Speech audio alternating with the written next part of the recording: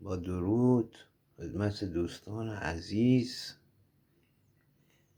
امروز 6/7/2024 میلادیه که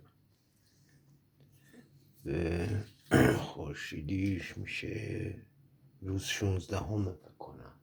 آره 16/4 غذا رو درست کردم، پلو ماهی درست کردم برای خودم، البته به ثواب مرده ها.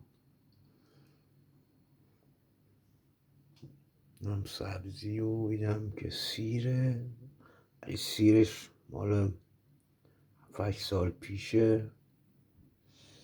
من یه نفر آدمم دیگه، چیکار کنم؟ نمیشد. این ماهی آخه 0.5 کیلو بود دیگه، با همش رو درست میکردم یه تیکه بود.